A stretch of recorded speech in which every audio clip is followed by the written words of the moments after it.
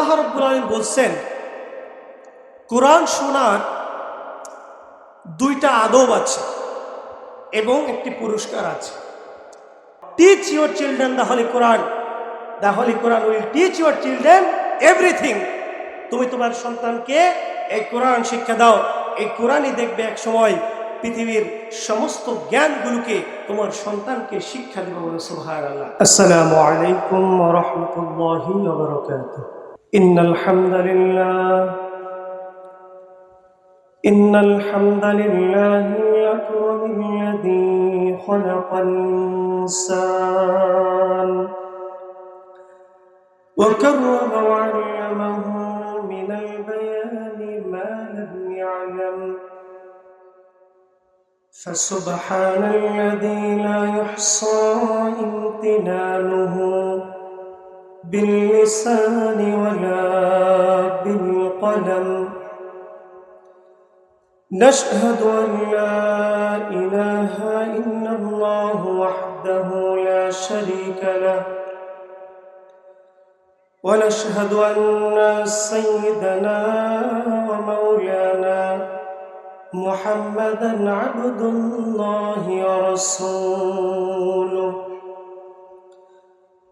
الذي أرسله بالحق بشيرا ونذيرا وداعيا إلى الله بإذنه وسراجا وقمرا منيرا فقد قال الله سبحانه وتعالى في كلامه المجيد والفرقانه الحميد সকলেই জবান ছেড়ে দিয়ে আমার সাথে সকলেই পাঠ করুন। আউযু বিল্লাহি মিনাশ শাইতানির রাজীম বিসমিল্লাহির রাহমানির রাহিম ইন্নাল্লাযীনা ইয়াতলুনা কিতাবাল্লাহ ওয়া আকামুস সালাহ ওয়া আনফাকু মিম্মা রাযাকনাহুম সিররান ওয়া আলানিয়াতান ইয়ারজুনা তিজারাতান লান তাবুর। وقال النبي صلى الله عليه وسلم يقال لصاحب القرآن اقرأ وارتق ورتل كما كنت ترتل في الدنيا فإن منزلك عند آخر آية تقرأها أو كما قال عليه الصلاة والسلام. وقال تعالى في شان حبيبه مخبرا وآمرا إن الله وملائكته يصلون على النبي يا أيها الذين آمنوا صلوا عليه وسلموا تسليما. اللهم গৌরে মুসলিম গণ নবীর গুণ গৌরে পরাণ ভরিয়া সবে সল্লি আলা গৌরে আল্লাহুম্মা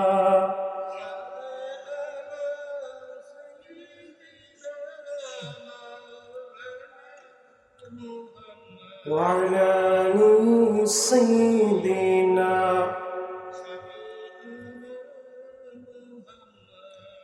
এ দুনিয়া পরে থাকবে, আমরা একদিন থাকব না। সবাই মোদের ভুলে যাবে, নবীজি আপনি ভুলেন না। আল্লাহুম্মা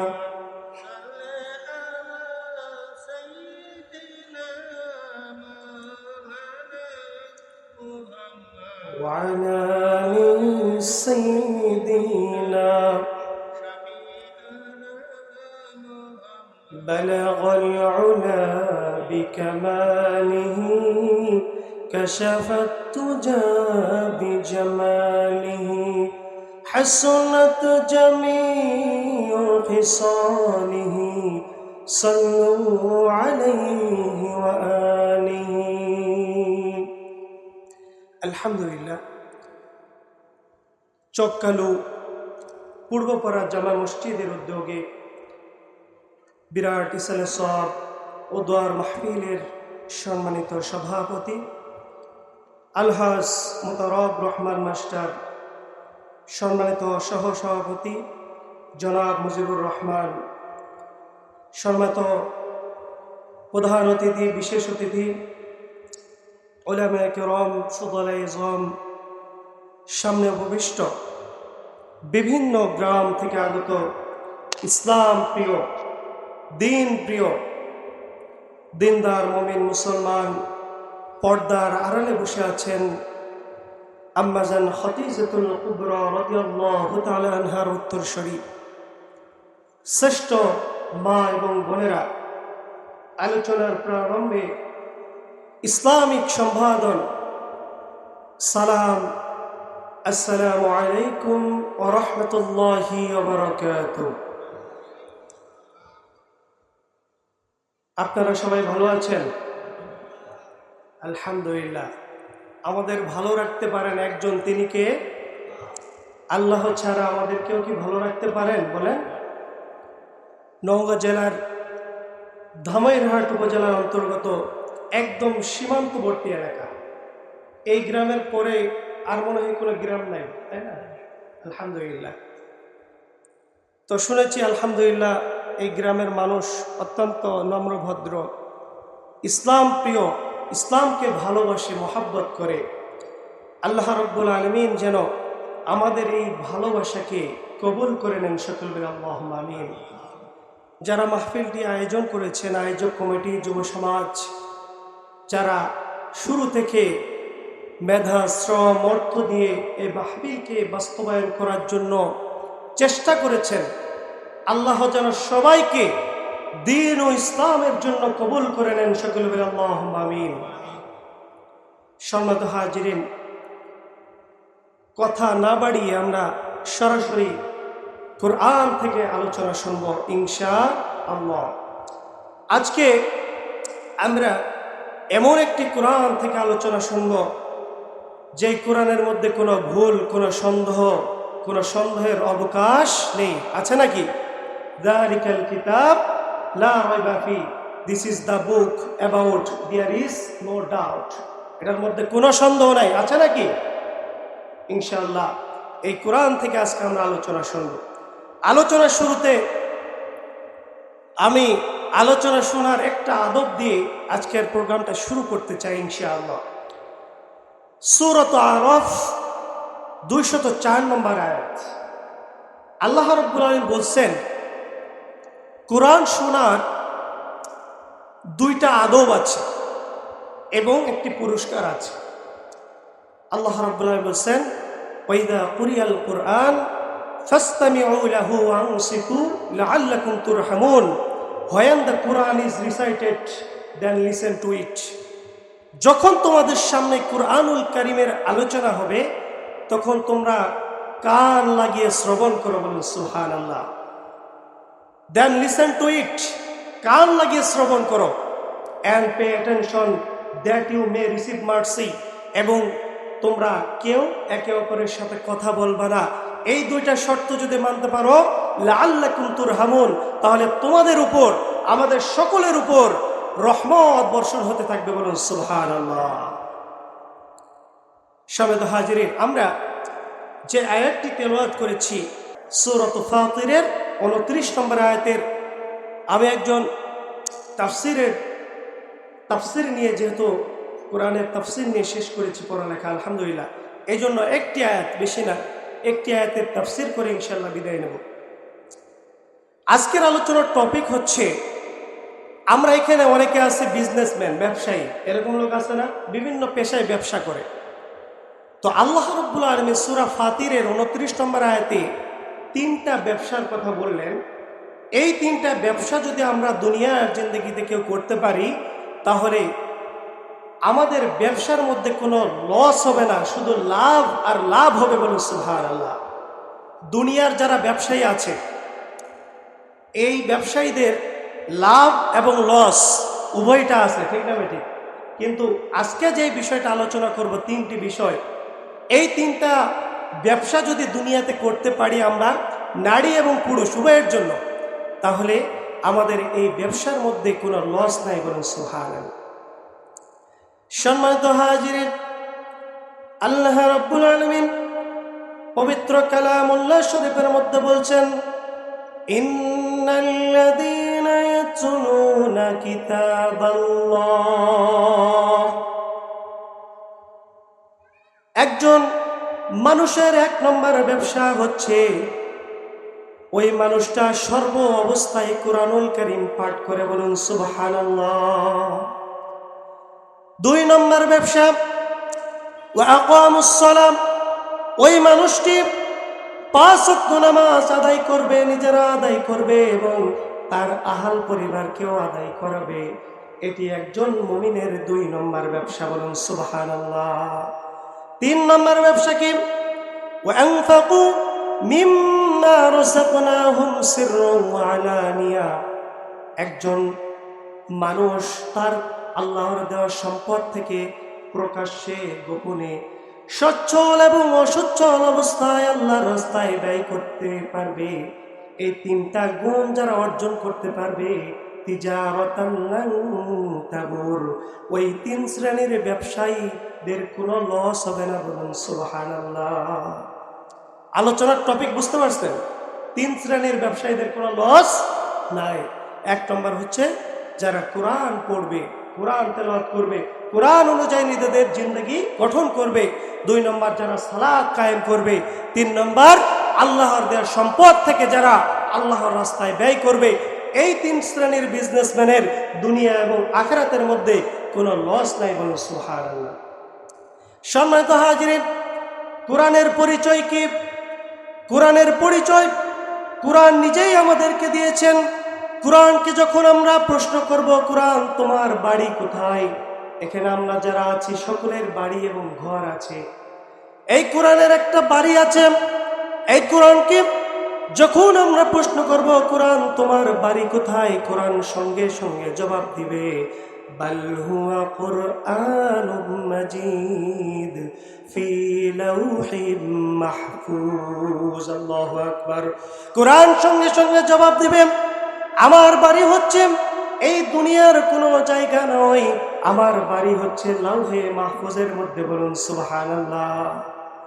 এরপর আপনি যখন কোরআনকে প্রশ্ন করবেন, কোরআন তুমি কার পক্ষ থেকে অবতীর্ণ হয়েছ, কোরআন সঙ্গে সঙ্গে জবাব দিয়ে দিবেন, তানজিলুম মির রাব্বিল আলামিন। কোরআন বলবে, আমি স্বয়ং আল্লাহ রাব্বুল আলামিনের পক্ষ থেকে এই পৃথিবীর বুকে অবতীর্ণ হয়েছি। এরপরে যখন আপনি এই কোরআনকে প্রশ্ন করবেন, কোরআন তুমি কার মাধ্যমে পৃথিবীর বুকে অবতীর্ণ হয়েছ, কোরআন সঙ্গে সঙ্গে জবাব দিবে, নাযালা বিহি রূহুল আমিন। আল্লাহু আকবার। কোরআন সঙ্গে সঙ্গে বলবে, আমি দুনিয়ার কারো মাধ্যমে অবতীর্ণ হই নাই, আমি ফেরেশতাদের সর্দার হযরত জিবরাইল আলাইহিস সালামের মাধ্যমে এই পৃথিবীর বুকে অবতীর্ণ হয়েছি। সুবহানাল্লাহ। এরপরে আপনি কোরআনকে জিজ্ঞেস করবেন, কোরআন তুমি কার উপর অবতীর্ণ হয়েছ? কোরআন সঙ্গে সঙ্গে চমৎকার কণ্ঠে জবাব দিয়ে দিবেন। কোরআন বলবেন নুজ্জিলা আলা মুহাম্মদ, আমি মুহাম্মাদুর রাসূলুল্লাহর উপর অবতীর্ণ হয়েছি। সুবহানাল্লাহ। এরপরে কোরআনকে যখন জিজ্ঞেস করবেন, কোরআন তুমি কোন মাসে অবতীর্ণ হয়েছ, কোরআন সঙ্গে সঙ্গে জবাব দিবে শাহরু রমাদানাল্লাযী উনজিলা ফীহিল কুরআন। কোরআন সঙ্গে সঙ্গে জবাব দিয়ে দিবে আমি রমাদানুল কারীমের মাসে, রমজান মাসে আমি কোরআন অবতীর্ণ হয়েছি। সুবহানাল্লাহ।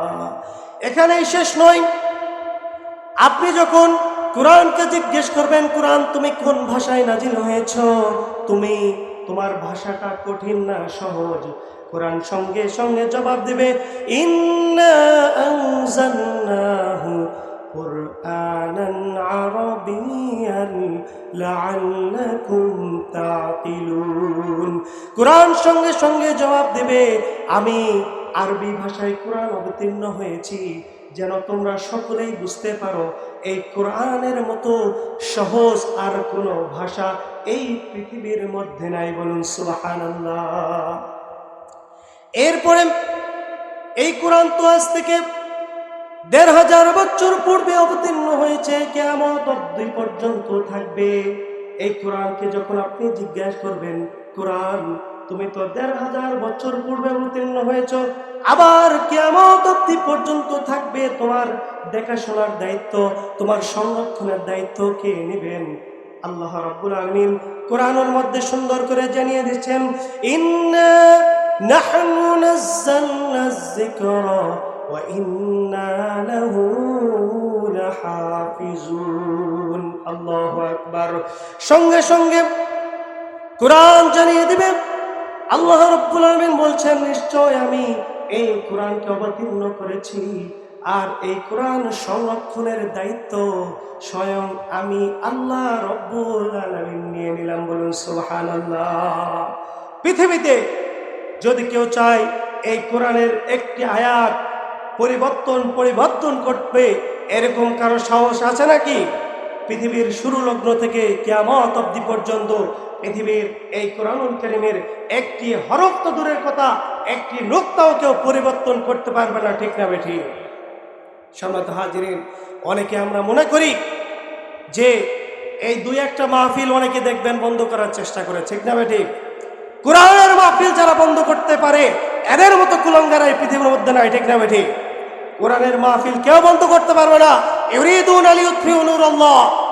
আল্লাহ রাব্বুল আলামিন বলেন তারা মনে করে তাদের মুখের ফুৎকার এই কোরআনের বাণীকে স্তব্ধ করে দিবে। আল্লাহু মুতিম্মু নূরিহি ওয়ালাউ কারিহাল কাফিরুন। তারা যেন মনে রাখে এই মুখের ফুৎকারে এই কোরআনের বাণীকে কখনোই নিভিয়ে দেওয়া যাবে না। বলুন ঠিক না বেঠি? এই জন্য কিয়ামত অবধি পর্যন্ত অনেক ষড়যন্ত্র হয়েছে। রাসূলের যুগে আবু জাহেল, উতবা, সাইবারা ষড়যন্ত্র করেছিল। কি ষড়যন্ত্র?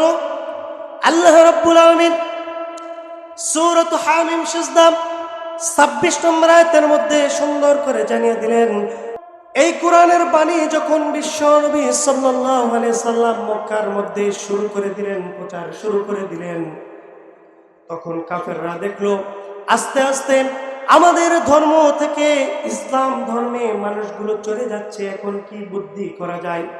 তখন আবু জেহেল চিন্তা করলো ওয়াকাল আল্লাযীনা কাফারু, কাফেররা বলে লা তাসমাউ লিহাদাল কুরআন।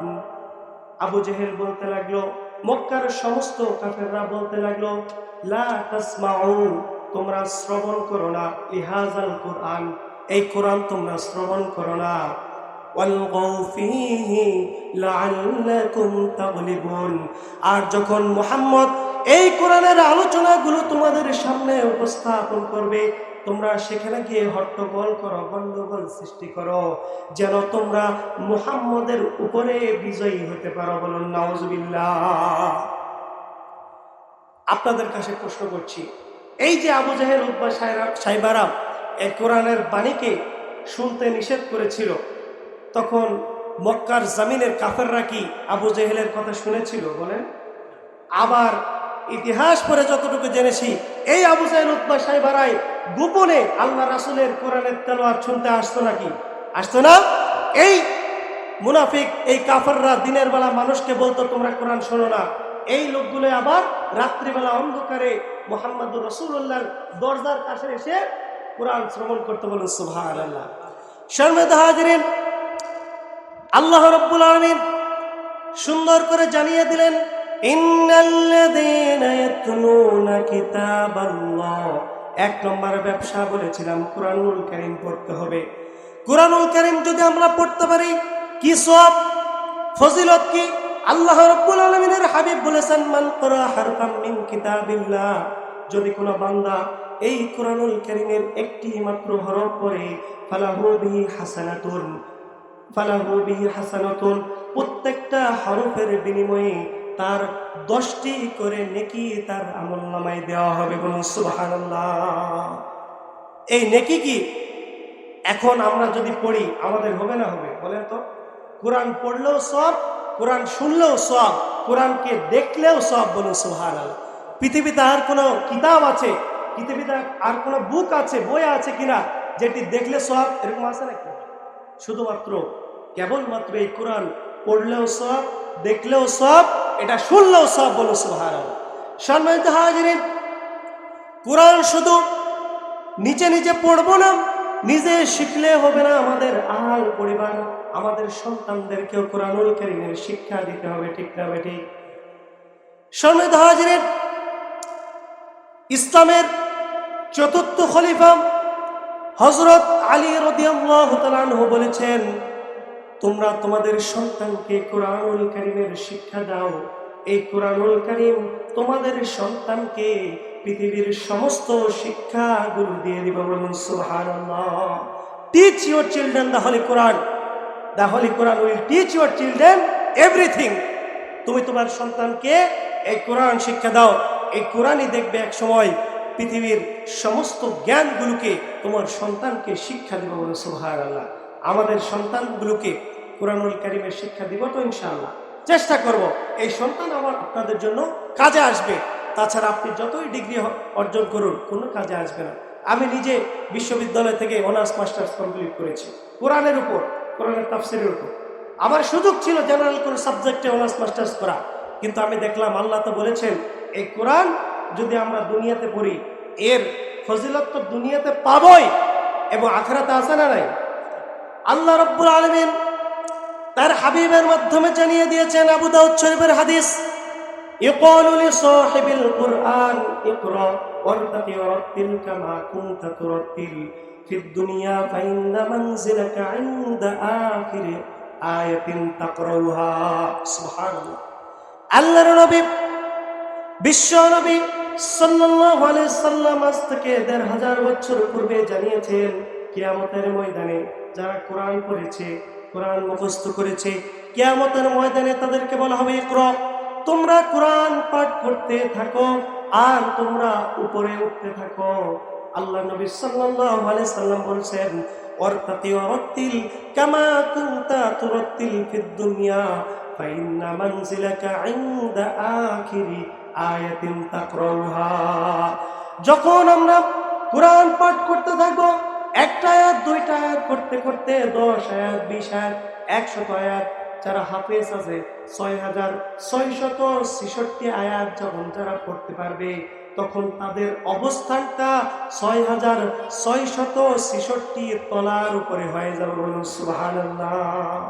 তাহলে কোরআনের সম্মান, কোরআনকে যারা মহব্বত করবে, ভালোবাসবে, তাদের সম্মান দুনিয়াতেও আছে এবং আখিরাতেও আছে। বলুন ঠিক না বেটে? শুধু তাই নয়, মানুষ তো সম্মানিত হবে, মানুষ ছাড়াও অনেক বস্তু আছে যেই বস্তুগুলো এই কোরআনকে সম্মান করার কারণে তারাও সম্মানিত হবে। এই যে আমরা যে কোরআন যেই গিলাফ দ্বারা ঢেকে রাখি, একটা মহিলারা দেখবেন কোরআনটা গিলাফ দ্বারা ঢেকে রাখে, ঠিক না? কোরআনের একটা কভার আছে, কাপড় আছে। তো আপনার আলমারিতে অনেক দামি দামি কাপড় আছে, 10,000 টাকা 20,000 টাকা দামের কাপড়। ওই কাপড়টা যখন আলমারি থেকে পড়ে যায়, সেই কাপড়টি তুলে কি আপনারা চুমু খান, বুকে জড়িয়ে নেন? বলেন নেন না। কিন্তু এই যে 10 টাকা দামের 20 টাকা দামের কাপড়টা এই কোরআনের সাথে যখন আপনি জড়িয়ে দেন, এই কোরআনের কাপড়টা যখন নিচে পড়ে যায় সঙ্গে সঙ্গে আমরা তুলে চুমু খাই, ঠিক না বেঠি? শুধু তাই নয়, আমাদের বাড়িতে কত দামি দামি ফার্নিচার আছে, কত দামি দামি ফার্নিচার আছে। ফার্নিচারের মধ্যে যখন আমাদের পা দ্বারা আঘাত করা হয়, আমার পা গুলো যখন এই ফার্নিচারের মধ্যে যখন লেগে যায়, তখন কি আমরা চুমু খাই নাকি? না না, চুমু খাই না। কিন্তু এই যে কোরআন রাখার জন্য 20 টাকা 40 টাকা দামের যে রেহেল আছে, এই রেহেলটা যখন ভুল ক্রমে আমাদের পায়ের মধ্যে লেগে যায়, সঙ্গে সঙ্গে বুকে জড়িয়ে নিয়ে আমরা চুমু খাই, ঠিক না বেটি? সুবহানাল্লাহ। এটি হচ্ছে কোরআনের পাওয়ার, কোরআনের মর্যাদা। শুধু তাই নয়, যুগে যুগে যারা কোরআনকে ভালোবেসেছে, মোহাব্বত করেছে, তারাও দুনিয়ার জিন্দেগিতে সম্মানিত হয়েছে। কোরআন তো একটা পরশ পাথর, এই পরশ পাথরের সাথে যারাই সম্পর্ক স্থাপন করবে তাদের সম্মান একজন বাড়িয়ে দিবে। তিনি কে? আরো জোরে বলেন, তিনি কে? ইসলামের দ্বিতীয় খলিফা আমিরুল মুমিনিন ওমর ফারুক রাদিয়াল্লাহু তাআলা আনহু ইসলাম গ্রহণের পূর্বে লৌহ মানব ছিল, কাফের ছিল, ঠিক না বেঠিক? ইসলাম গ্রহণের পূর্বে একজন টাটকা কাফের ছিল। ইসলাম গ্রহণের পরে এই কোরআন পরশ পাথরের ছায়ায় এসে তিনি এই অর্ধ জাহানের বাদশা ছিলেন, ঠিক না বেঠিক? এই কোরআন যখন তিনি গ্রহণ করেছেন, এই কোরআনের রঙে যখন নিজের জীবনটা রাঙিয়েছেন, তখন আল্লাহ রাব্বুল আলামিন সারা পৃথিবীতে তার সম্মানকে বুলন্দ করে দিয়েছেন, ঠিক না বেঠিক? সম্মানিত হাজিরিন, ওমর ফারুক রাদিয়াল্লাহু তাআলা আনহু এই কোরআন অনুযায়ী জিন্দেগি গঠন করেছেন, কোরআন অনুযায়ী তার সমাজকে চালিয়েছেন, তার রাষ্ট্রকে চালিয়েছেন।